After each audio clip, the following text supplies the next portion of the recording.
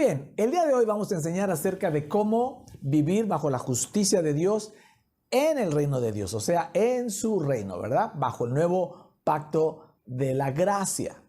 Acompáñame a la Biblia, la Nueva Versión Internacional, Mateo capítulo 6, versos 25, dice así, por favor. Por eso les digo, no se preocupen por su vida. La palabra preocupen se las puse en rojo para que no pierda, para que ponga atención a eso. No se preocupen por su vida, ni siquiera qué comerán o beberán, ni por su cuerpo cómo se vestirán. ¿No tiene la vida más valor que la comida y el cuerpo más que la ropa? Fíjense en las aves del cielo, no siembran, ni cosechan, ni almacenan en graneros. Sin embargo, el Padre Celestial las alimenta. ¿No valen ustedes mucho más que ellas? ¿Quién de ustedes, por mucho que se preocupe, puede añadir una sola hora al curso de su vida? ¿Y por qué se preocupan por la ropa? Observen cómo crecen los lirios del campo. No trabajan ni hilan. Sin embargo, les digo que ni siquiera Salomón, con todo su esplendor, se vestía como uno de ellos. Si así viste Dios a la hierba que hoy está en el campo y mañana es arrojada al horno, ¿no hará mucho más por ustedes, gente de poca fe? Así que no se preocupen diciendo qué comeremos o qué beberemos o qué vestiremos, porque los paganos que no conocen a Dios andan tras todas estas cosas y el Padre Celestial sabe que ustedes las necesitan. Amén. Si algo entendemos de este pasaje es que Jesús no quiere que vivamos preocupados, sino que vivamos en paz. En medio de cualquier circunstancia, de las buenas y de las malas circunstancias de la vida, Jesús quiere que vivamos en paz. Y eso depende de nuestra fe. La preocupación es una, déjenme llamarlo así, es un termómetro o es un instrumento que nos sirve para checar que no estamos teniendo la fe que deberíamos tener, ¿vale? Y también aquí termina diciendo Jesús, nuestro Señor, que tenemos un Padre que ya sabe lo que necesitamos. De hecho, un poquito antes de esta porción, estamos en el Sermón del Monte, en el versículo 7, mismo capítulo 6 de Mateo, verso 7, ahí cuando le está enseñando a orar, les dice esto. Y al orar, no hablen solo por hablar como hacen los gentiles, que también son los que no eran judíos, los que no conocían a Dios, porque ellos se imaginan que serán escuchados por sus muchas palabras. No sean como ellos, porque su Padre sabe lo que ustedes necesitan antes de que se lo pidan. Jesús no quiere que pasemos todo el tiempo pidiéndole al Padre y mucho menos con preocupación y desconfianza.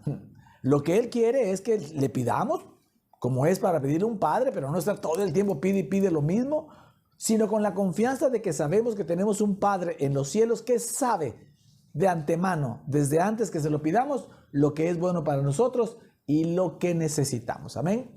Y termina Jesús, Mateo 6:33, diciendo, más bien, o sea, en lugar de eso, en lugar de preocuparse, en lugar de estar pide y pide y pide, en lugar de eso, dice Jesús, busquen primeramente el reino de Dios y su justicia, o sea, la justicia de Dios. Y todas estas cosas que ustedes necesitan para vivir les serán añadidas. Por lo tanto, dice, no se angustien, o sea, no se preocupen por el mañana, el cual tendrá sus propios afanes. Cada día tiene ya sus problemas. Amén. Si algo podemos entender de esto es que para poder estar en paz y confiados en el Señor, necesitamos habitar, o sea, buscar y encontrar, déjeme decirlo así, el reino de Dios y su justicia. Si nosotros habitamos en su reino bajo su justicia, la palabra de Dios dice que nosotros no estaremos, o enseña más bien, enseña que no estaremos preocupados, no andaremos en desconfianza, no tendremos que estarle pide y pide las cosas al Padre, porque todas las cosas que necesitamos para la vida, dice, nos serán añadidas. Por eso me gusta mucho esta versión, porque esta versión dice al inicio, no se preocupen por su vida, ni siquiera por lo que han de comer, beber y vestir. Es decir, no está diciendo que no nos preocupemos solo por qué comes, qué bebes o qué vistes. No, eso es lo elemental. O sea, ni siquiera por las cosas que te dan vida, como el agua, la comida y el vestido para poder deambular por la calle. No te preocupes ni siquiera por eso, mucho menos por otras cosas. Así que, si algo tenemos que hacer los cristianos es caminar confiados y en paz. Pero eso no sucede, mis amados, hasta que no verdaderamente habitemos permanentemente bajo la justicia de Dios en su reino. Amén. De aquí que el mensaje de hoy lleva por título así: la justicia de Dios en su reino para reinar en vida.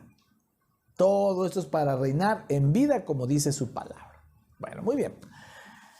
Vamos a esta primera parte y aquí yo quiero enseñarles que si hay algo importante en la vida cristiana, tal vez le diría lo más importante en la vida cristiana, son las experiencias espirituales o la experiencia espiritual por encima de las experiencias o de cualquier circunstancia terrenal o natural. ¿Ok? Si algo tenemos que aprender, mis amados, la iglesia bajo la gracia tiene que aprender a caminar viendo, entendiendo, percibiendo siempre, primero que nada, la experiencia espiritual. Antes de, déjeme llamarlo así, clavarnos, ¿verdad?, en el tema circunstancial, en la circunstancia terrenal. ¿Ok?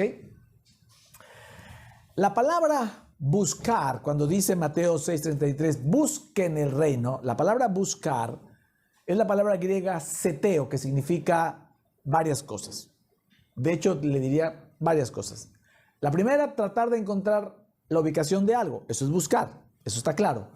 Pero también significa, para los griegos, también significa buscar conocimiento, intentar aprender acerca de, desear o querer. Entonces, si nosotros sabemos que el reino de Dios no es un lugar físico, esta palabra seteo no nos está mandando a buscar un lugar físico como la tierra prometida en Israel en aquel tiempo. Nos está llevando a buscar el conocimiento, la experiencia, el conocimiento, el aprendizaje y tener el deseo y las ganas de habitar en el reino. Por eso dice busquen el conocimiento, busquen el aprendizaje de cómo vivir con todo su corazón, ¿verdad?, con toda su fe en el reino de Dios y su justicia. Eso es lo que dice Jesús, y todo lo demás será por añadidura. Amén. Mire, si algo le impactó, y de eso me daba cuenta hace unos días, o me lo recordaba más bien Dios hace unos días, es que a Jesús, si algo le impactó, fue darse cuenta que después de 3 años y medio de caminar con los discípulos, no entendieron nada. O más bien dicho, digo, esto es una exageración, pero no entendían casi nada. ¿Ok? ¿Y eso cómo lo sé? Porque después de 3 años y medio, después de morir y resucitar, y de 40 días de estársele apareciéndole a los discípulos en carne glorificada, ya que iba a ascender a los cielos, 10 días antes del Pentecostés, todavía le preguntaron esto, Hechos 1:6. Entonces, los que se habían reunido para verlo ascender a los cielos, le preguntaron diciendo, Señor, ¿restaurarás el reino de Israel en este tiempo? O sea, le preguntaron por un asunto terrenal. O sea, ¿vas a restaurar el gobierno terrenal de Israel? Es lo que está diciendo sus discípulos. Y les dijo Jesús, no os toca a vosotros saber los tiempos o las sazones que el Padre puso en su sola potestad. O sea, eso terrenal en otro tiempo vendrá, dice. Pero recibiréis poder cuando haya venido sobre vosotros el Espíritu Santo. O sea, les contestó con un asunto espiritual, ¿verdad? Con un asunto celestial. Y me seréis testigos en Jerusalén, en toda Judea, en Samaria, hasta lo último de la tierra. Jesús siempre habló de un reino celestial, de un reino espiritual. Y los discípulos estaban tan abrumados con el yugo de los romanos que siempre estuvieron pensando que Jesús traería un reino terrenal y natural. Y por eso no entendieron nada. Tiene 3 años y medio de esto. Vieron todas las señales, todos los prodigios y todo lo que hizo Jesús. Y ellos seguían pensando en un reino natural. No entendieron que se trataba de un reino espiritual, de una atmósfera espiritual.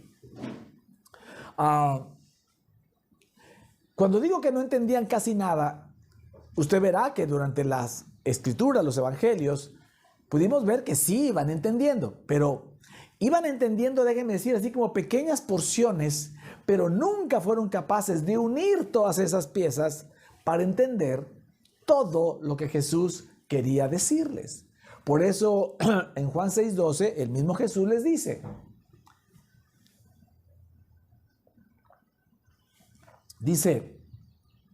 aún tengo muchas cosas que deciros, pero ahora no las podéis sobrellevar.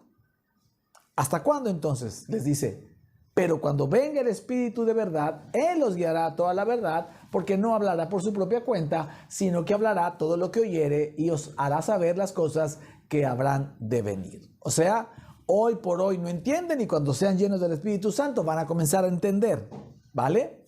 Y eso es algo que nos pasa también a nosotros.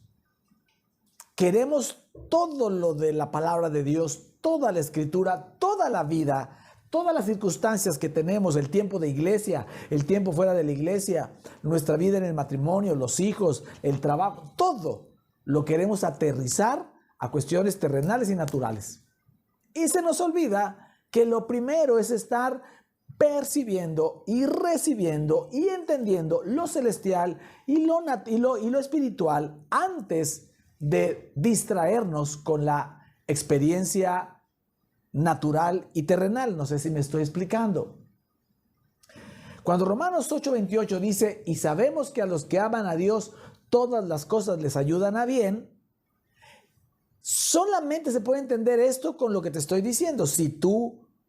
Si nosotros le ponemos toda la atención a lo circunstancial, que es lo terrenal y natural, y déjame llamarlo así, tuviste un accidente, te corrieron del trabajo, alguna circunstancia difícil, un pleito, lo que sea, claro que no vas a encontrar, ¿y eso cómo me va a ayudar a bien?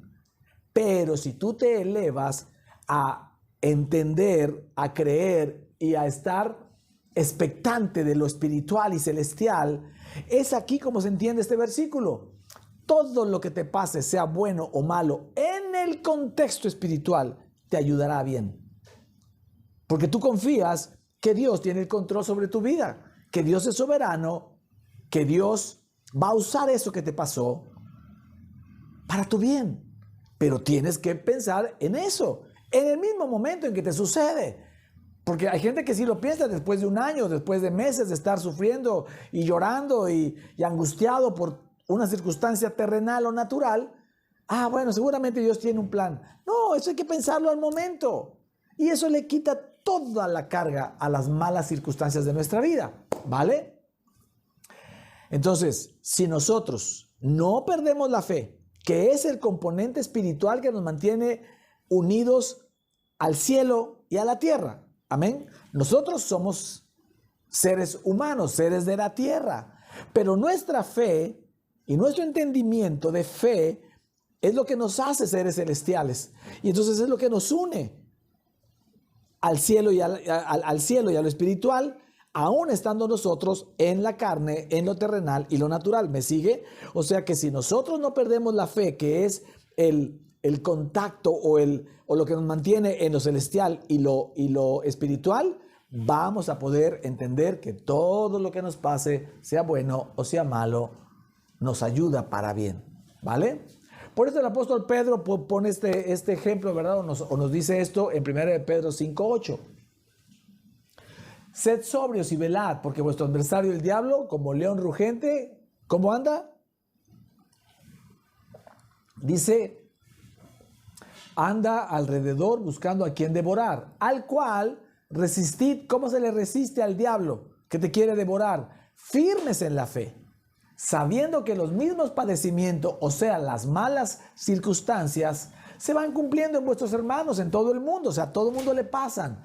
Mas el Dios de toda gracia, que nos llamó a su gloria eterna en Jesucristo, después de que hayas padecido un poco de tiempo en lo natural, Él mismo os perfeccione, afirme, fortalezca y establezca en lo espiritual. A Él sea la gloria y el imperio por los siglos de los siglos. Amén. El apóstol Pedro está diciendo, mira, tus malas circunstancias no chilles. No chille, ¿verdad? A todo mundo le pasan malas circunstancias porque el diablo anda como león rugiente, buscando a quien devorar. O sea, ¿el diablo provoca las malas circunstancias? No, tampoco. Lo que sí hace el diablo es que cuando te sucede una mala circunstancia, el diablo aparece ahí, manda a sus huestes para devorarte. ¿Y qué es lo que te quiere devorar? Tu fe. Quiere quitarte tu fe porque es tu componente que te mantiene unido al cielo y a lo espiritual y te quiere hacer que bajes solamente tu vista a lo terrenal y a lo natural.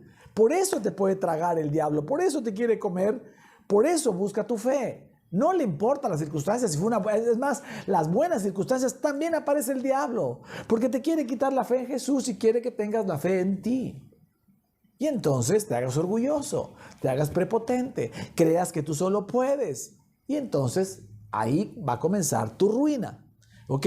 Entonces dice el apóstol Pedro, no, a todo el mundo le pasa, pero el Dios de toda gracia, que te va a derramar su gracia, dice, cuando hayas padecido un poco de tiempo, no sé por qué un poco, un mucho o un muchote, pero es cuando Dios vea y sepa que es el momento para ti perfecto para salir de esa circunstancia mala. El Dios de toda gracia dice, cuando hayas padecido un poco de tiempo, o sea, en lo natural, entonces Él te va a fortalecer, a afirmar, a perfeccionar y a establecerte primero en lo espiritual. Tu espíritu será fuerte. Y esto es algo que le pasó a José, que podemos ver en el ejemplo de José, el soñador, el hijo de Jacob. Si vemos su vida natural y terrenal, ¿quién quisiera estar bajo la cobertura o bajo el liderazgo de un José? ¿Verdad? Un niño presumido, chismosón, acusador de sus hermanos, presumido con su túnica de colores, lo mandaron a la cisterna para ver si se moría, ver si alguna, imagínate lo que provocaba en sus hermanos, ¿verdad? Que lo querían dejarlo para que una fiera se lo comieran, después lo vendieron como esclavo, y después fue a dar a la casa de Potifar como esclavo, y después de ser esclavo fue a dar a la cárcel, y vivió en la cárcel muchos años. Si vemos la vida terrenal y natural de José, José va para abajo, suena como a canción, ¿verdad? Para abajo, para abajo, para abajo y para abajo. Pero en lo espiritual, José iba para arriba, para arriba, para arriba, para arriba, porque cada cosa que le pasaba, él no hablaba mal de Dios, él no dejaba de tener una relación con Dios, sus hermanos no lo quisieron, lo vendieron a la cisterna, él no pataleó, él no chilló, él no maldijo ahí, lo vendieron como esclavo y fue el mejor esclavo, trabajó porque todo lo que hacía lo hacía como para el Señor, fue el mejor esclavo al grado que lo pusieron como ¿cómo se dice? Mayordomo de toda la casa de Potifar, que era el segundo de a bordo del rey de Egipto, ¿cierto? Y después cayó a la cárcel. Y lo mismo, él no maldijo, él no dejó de tener su relación con Dios, él comenzó a ser el mejor preso, y hasta que el carcelero lo conoció bien y dijo, este cuate es muy responsable, y le empezó a dar pequeñas tareas hasta que fue el que sustituía al carcelero. El carcelero descansaba porque José atendía a todos los presos y todo lo de la cárcel lo hacía bien. Y la palabra dice que era prosperado porque Dios estaba con él. La relación de José con Dios fue para arriba, para arriba, para arriba. En lo natural hacia abajo, en lo espiritual hacia arriba. Y eso lo preparó, lo afirmó, lo fortaleció y lo estableció para poder ser el administrador de todo el reino, ser inclusive más arriba que Potifar y ser el segundo a bordo de Faraón para cumplir varios propósitos, entre ellos alimentar al pueblo de Israel. Amén. Entonces, si no entendiera José lo espiritual sobre lo natural o lo celestial sobre lo terrenal, se hubiera desesperado, se hubiera suicidado ahí en la cárcel o no sé dónde. Y eso pasa contigo y conmigo. La gente cristiana se desespera, Deja de buscar al Señor, se ausenta de la iglesia, no busca los mensajes, porque vive su vida esperando que cambien las circunstancias terrenales y naturales, porque no entiende lo espiritual, porque tiene pequeñas porciones, pero no logra unirlas como los mismos discípulos del Señor. ¿Me sigue? Nacer de nuevo, ser una nueva criatura, eso solo se entiende si entiendes lo espiritual. Nicodemo no entendía nada de eso, pero tú sí. Nacer de nuevo o ser una nueva criatura no fue en lo natural y en lo terrenal. Cuando tú aceptaste a Jesús, seguiste siendo el mismo. Pero en lo espiritual, tu espíritu nació de nuevo. Eres una nueva criatura espiritual cuando aceptas a Jesús. Entonces ahí sí se entiende y sí se separa perfectamente, digo, para los que reciben al Señor y puedan caminar. La misma salvación es algo que solo se entiende en lo espiritual. Sabemos que cuando Dios nos llama a su presencia, cuando muramos, ¿verdad? Al morir, podremos ver a Jesús cara a cara. Eso solamente se goza en lo espiritual, porque en lo terrenal y natural nadie quiere morir. Nadie quiere dejar de ver a sus afectos, ¿verdad? A su esposa, a sus hijos, a sus nietos. Nadie quiere ir al cielo. El mismo Pablo, que fue llevado al cielo, dijo, pues por amor de ustedes preferí regresar, aunque yo quisiera estar allá, pero preferí regresar, porque tenemos una misión aquí en la tierra. Eso es parte de nuestra naturaleza. Pero para que el gozo de la salvación, como dijo David, pueda estar en nuestras vidas, eso solamente se puede hacer si tú entiendes y recibes lo espiritual por encima de lo terrenal. Señor, gracias, porque algún día, cuando nos llames a tu presencia, te veremos cara a cara y eso será magnífico. Mientras tanto, aquí en la tierra, cumpliremos tu propósito y tu voluntad. Amén. Pero eso es la única forma en que de verdad se puede entender el gozo de la salvación. ¿Me está siguiendo? Muy bien, entonces, por eso es importante entender, mis amados, la gran diferencia, o más bien dicho, es importante entender que lo más importante en tu vida, y no hablo de tu vida cristiana, te estoy hablando a los cristianos, por supuesto, pero lo más importante de tu vida es entender y creer por lo celestial y lo espiritual antes que en lo terrenal y natural. Todo lo que te sucede en esta tierra tiene un componente espiritual y a ese es al que tienes que acceder, al que tienes que estar expectante de que Dios te hable siempre a tu espíritu. ¿Me vas siguiendo hasta aquí? Muy bien.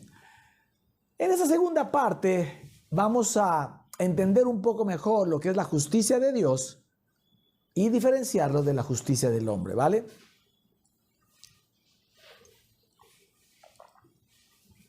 Hace muchos años, ya no sé si 5 o 6 o hasta más, tal vez 8 o 10, preparando los mensajes que Dios me ha permitido preparar desde hace 20 años, casi hace unos días, el día 17 de este mes, cumplí 20 años de haber aceptado a Jesús como mi Señor y Salvador, y desde ese mismo año, 2004, me ha dado el privilegio de predicar su palabra. En algunos de esos años, no tan al inicio, pero en algunos de esos años posteriores, buscando, ¿verdad?, para preparar un mensaje, me di cuenta que la palabra justicia en griego tiene muchas palabras, más de 6 o 7, o tal vez hasta más. Y en español todo se llama justicia. Y pensé que algún día iba yo a predicar acerca de los muchos nombres que tiene la palabra justicia en griego. Y eso no había pasado hasta hoy. Ese es el día. Y yo sé que ahora tuve que pasar tantos años para poder entender lo que entiendo hoy acerca de la gracia, la justicia del Señor, si no, pues ¿cómo hablar de la justicia de Dios si no entiende uno la justicia de Dios, ¿cierto? Erdikeo. Aquí le vamos a poner para que vea cómo es la palabra más o menos en griego. Erdikeo es una palabra en griego que significa hacer justicia basado en la ley. ¿Ok? Sí es la palabra justicia, pero basado en una ley.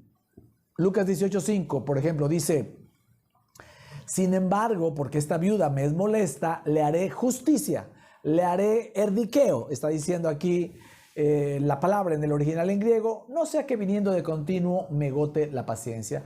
Haga de cuenta que el juez está diciendo, voy a tomar la ley y en función de la ley le voy a dar justicia a esta viuda, le voy a dar erdiqueo. Eso significa hacer justicia, pero en base a una ley. Otra palabra en griego es krimatos, ¿ok? Krimatos. Y esa palabra significa sentencia o veredicto, o más bien dicho, justicia que viene de una sentencia o veredicto, ¿vale? Como dice Apocalipsis 18:20, dice, alégrate sobre ella, cielo, y vosotros santos apóstoles y profetas, porque Dios os ha hecho justicia en ella. Es decir, nos ha dado una sentencia, un veredicto. Amén. Es otra palabra diferente en griego. Una tercera, y va a ser la última que vamos a ver, porque como le digo, hay como 6 o 7, o tal vez hasta más, es la palabra dikaiosune. Dikaiosune, que de hecho es la palabra más usada en toda la Escritura, que significa rectitud y buenas obras. Eso significa justicia, rectitud y buenas obras. Por ejemplo, Mateo 6:1 dice, guardaos de hacer vuestra justicia, vuestra dikaiosune, delante de los hombres para ser vistos de ellos, de otra manera no tendréis recompensa de vuestro Padre que está en los cielos. O sea que como que Dios nos está diciendo, cuídense de no presumir sus buenas obras de rectitud para con la gente. Y la gente les diga, uy, qué buenos son. O usted piense, uy, qué buenos son. O qué bueno soy. Pero, mientras yo buscaba los significados, mi sorpresa viene, ¿verdad? Cuando esta palabra dikaiosune es la misma palabra que utiliza en Mateo 6:33, cuando dice, mas buscad primeramente el reino de Dios y su dikaiosune y su justicia, y todas estas cosas os serán añadidas. Entonces aquí claro que viene la pregunta, ¿está diciendo que busquemos hacer buenas obras de rectitud, verdad? Y ser rectos. ¿Eso nos está diciendo? Esa es como la justicia del hombre, ¿cierto? Es la justicia de la ley, hacer buenas obras.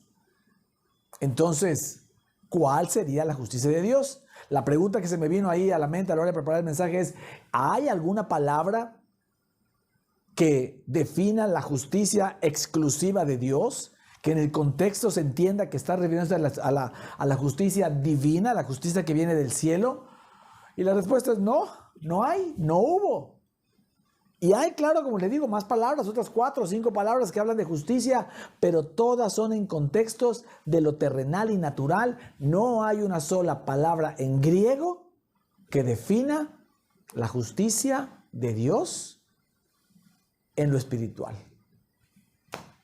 Y entonces, claro que ahí le pregunté al Señor, a ver, Señor, nos has venido enseñando que nosotros ya no hacemos obras de justicia.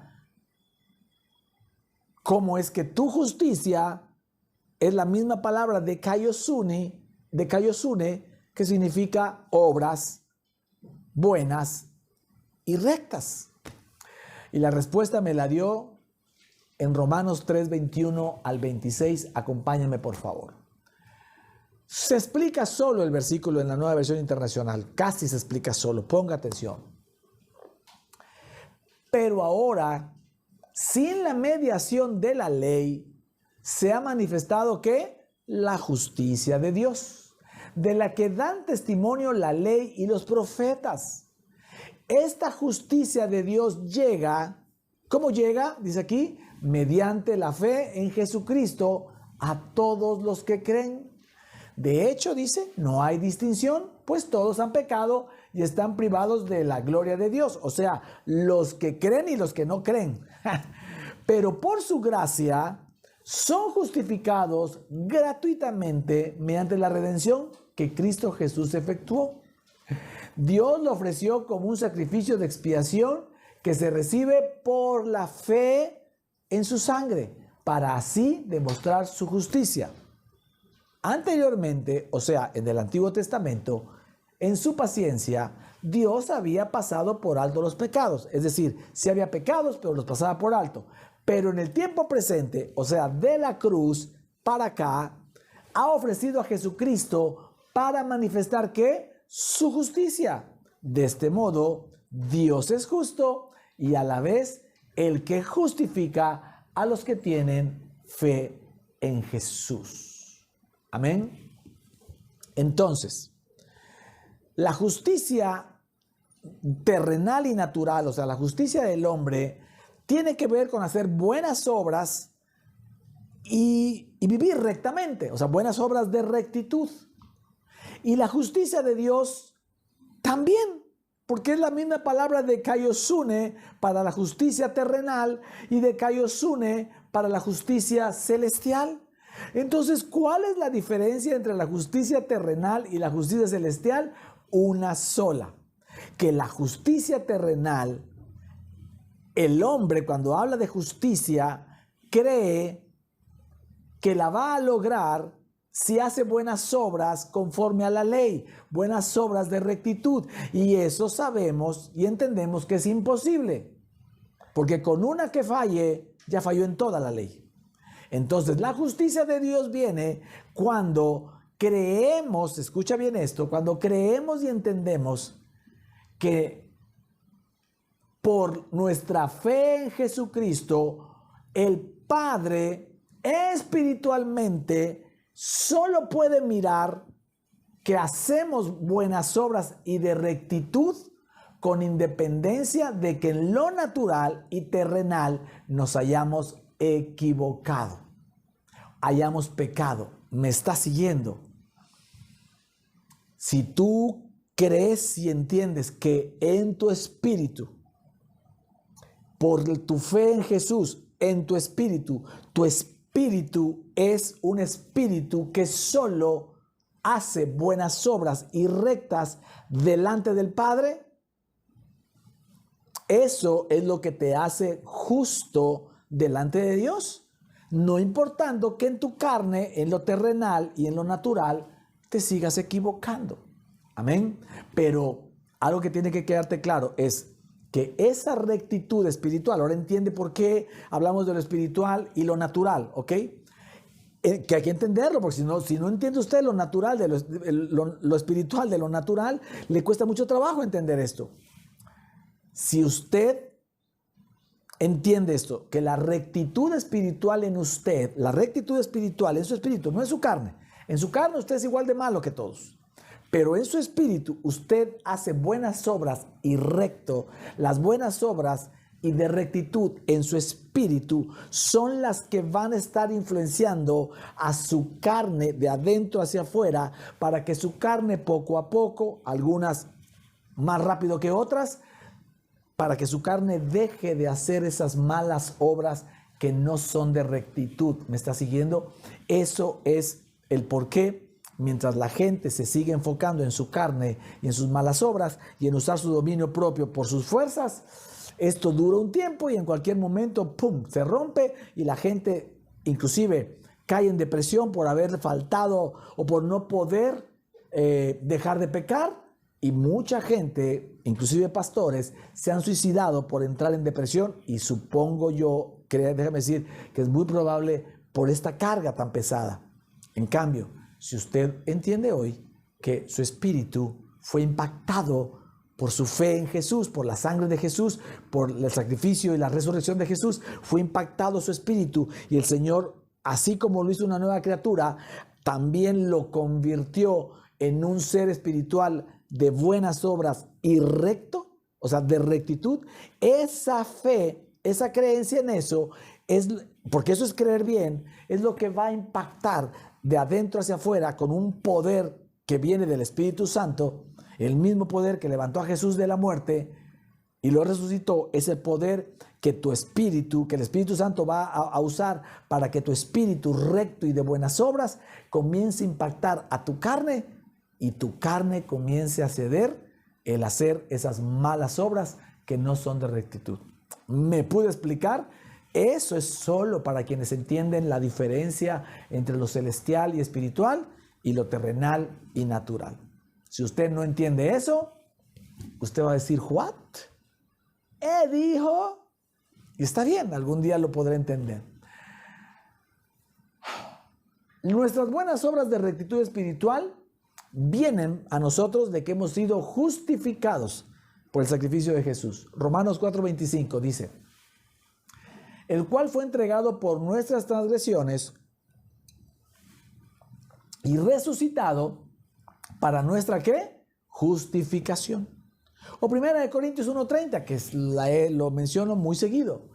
Mas por él estáis vosotros en Cristo Jesús, el cual nos ha sido hecho por Dios sabiduría, justificación, santificación y redención.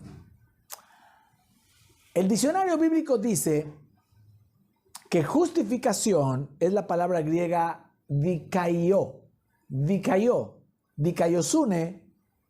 Dikaiosune es justicia y dikaio tiene la misma raíz. Dikaio significa absolver, declarar justo. Es lo opuesto a condenar. Dice que justificar es la acción del juez.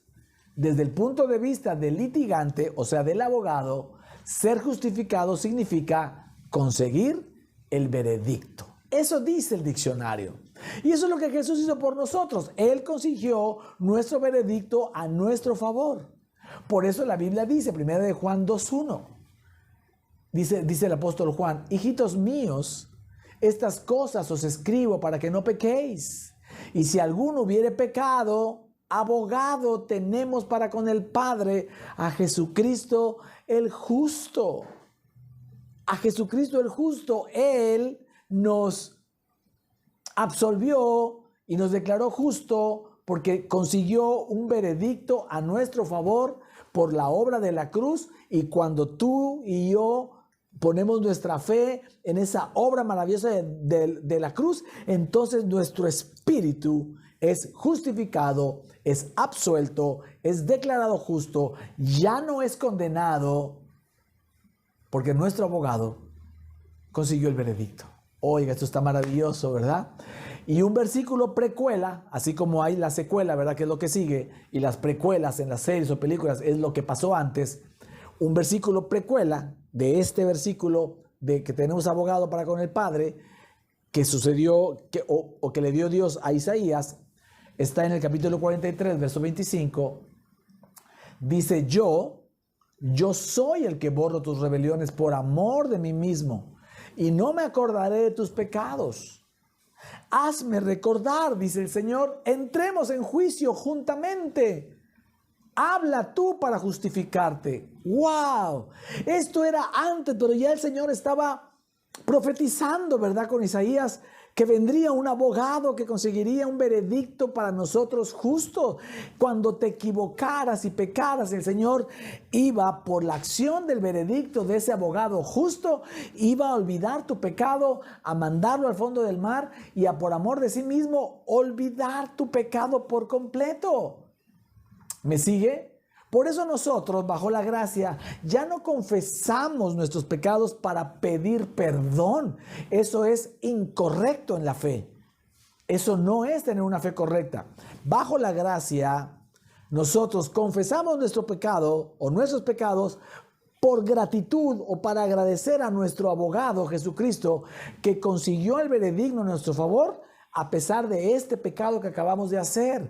Cuando tú cambias esta creencia y dejas de pedir perdón por tus pecados y comienzas a agradecer el perdón de tus pecados, eso te coloca espiritualmente en el lugar correcto, donde recibes de Jesús la absolución, el veredicto a tu favor de que eres justo, y esa justicia espiritual es la que termina o terminará haciendo que tu carne cada día peque más, cada día peque menos y peque menos, ¿ok? Que deje de pecar, porque pedirle a tu carne, que sea tu carne la que deje de pecar, cuando eso es lo que le gusta a la carne y está diseñado para eso, por la caída de Adán, es imposible, porque te metes bajo una ley que te exige cumplir toda la ley, y que con un pecado que cometas o con una desobediencia ya no cumpliste toda la ley. Por eso es imposible. La única manera en que podemos vivir confiados, en paz, es sabiéndonos rectos de buenas obras en lo espiritual, y esa rectitud espiritual nos hará caminar en rectitud en lo terrenal y natural también. A veces es un proceso, diferentes áreas, diferentes velocidades, algunos serán inmediatos, otros asuntos se irán poco a poco, pero esa es la única manera en cómo el Señor nos va a limpiar. ¿Me sigue? ¿Me sigue? Entonces, en conclusión, la diferencia entre la justicia del hombre y la de Dios es que la justicia de Dios es creer que el sacrificio de Jesús nos hizo hacer solo buenas obras de rectitud en lo espiritual. En lo espiritual, a pesar de que en lo terrenal y natural sigamos cometiendo errores. Amén. Ya ve por qué era muy importante que comenzáramos la primera sección enseñando acerca de lo importante que es discernir lo espiritual de lo terrenal y separarlo, lo celestial de lo natural y separarlo, para de verdad nosotros siempre poner atención en lo espiritual, porque todo lo que nos sucede tiene un contexto primero espiritual. Amén.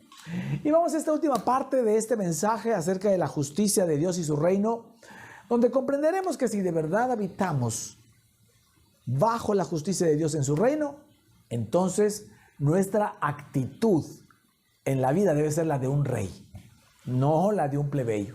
¿Vale?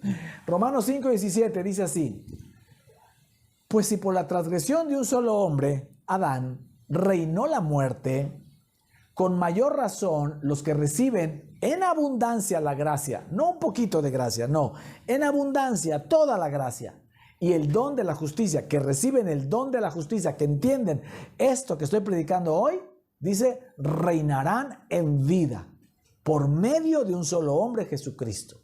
La palabra griega para reinarán es la palabra basileo, que significa literalmente ser un rey, reinar como rey, controlar completamente. Un rey de cualquier reino reina como rey y controla completamente todo su reino.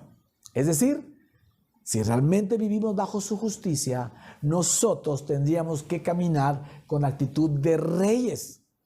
Esto no para soberbia y orgullo y empezar a decretar y declarar que tú atas a todo y desatas a todos y todo el mundo te sirve porque eres un rey. O sea, no, eso no vendría del cielo, no vendría por gracia. No.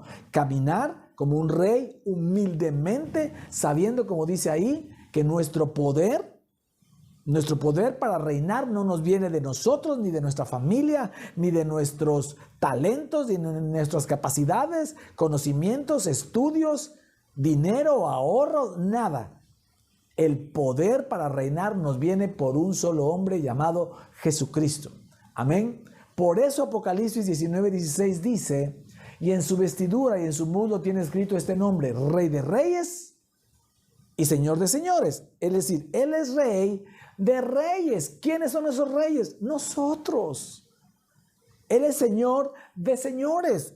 ¿Quiénes son esos señores? Nosotros.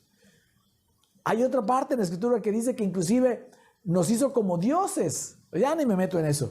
Pero somos reyes porque Él es el Rey de reyes. Pero nuestro reinado tiene que ver todo con la justicia de Jesús en esa cruz que hoy recibimos y que entendemos que en lo espiritual somos reyes y los reyes gobiernan controlándolo todo. Entonces nuestra actitud en la tierra tiene que ser esos reyes humildes que saben que por sí solos no son nadie, pero que tampoco son plebeyos que tengan que estar sufriendo las consecuencias de que alguien más gobierne sus vidas, y menos Satanás. Nadie gobierna tu vida más que solo Dios si tú vives en el reino de Dios y entiendes y crees espiritualmente lo que significa su justicia. Cuando tu espíritu entiende eso, entonces caminas como un rey a pesar de circunstancias adversas y complicadas. Tú te sabes un rey Porque tienes al Rey, a tu Rey que es Rey de reyes y Señor de señores. Y esto te va a hacer caminar más confiadamente en el Señor y en paz, porque habitas en su reino y bajo su justicia. Y si eso sucede, la palabra de Dios dice al inicio, Mateo 6:33, que todo lo que necesitas para vivir, tú y tus generaciones, te vendrá por añadidura. Puedo leer un buen amén.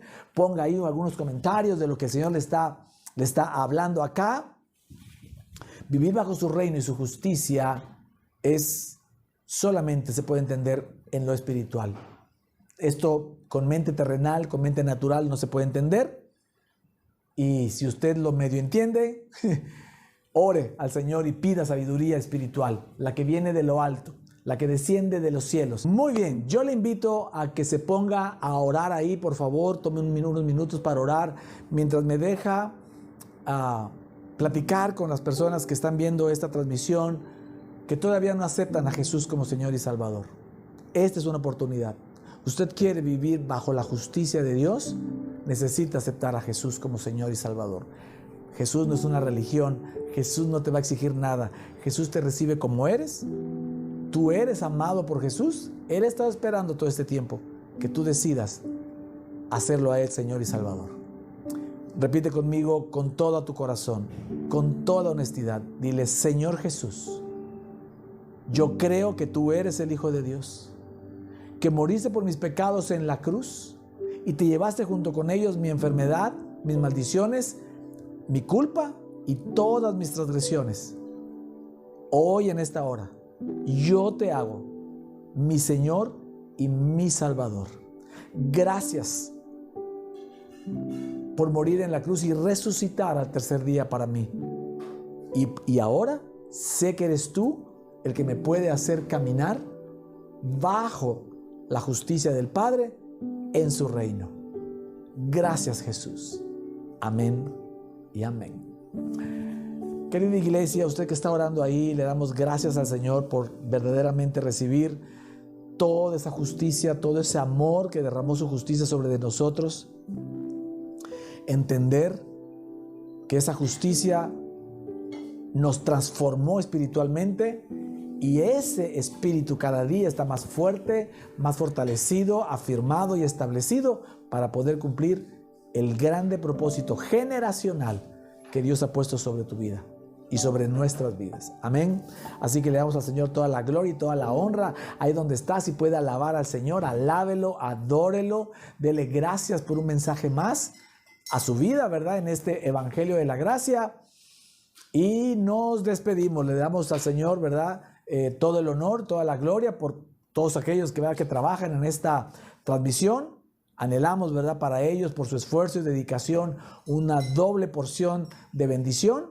Y para todos ustedes, yo le invito a que reciba el mensaje, a que lo busque, lo escudriñe, lo lea, para que pueda seguir aprendiendo cada vez más y su experiencia espiritual sea por encima de su experiencia terrenal natural, y le aseguro que usted pronto, si no es que ya, estará caminando bajo el reino de Dios y su justicia. ¿Vale? Dios me los bendiga a todos. Nos vemos la próxima semana.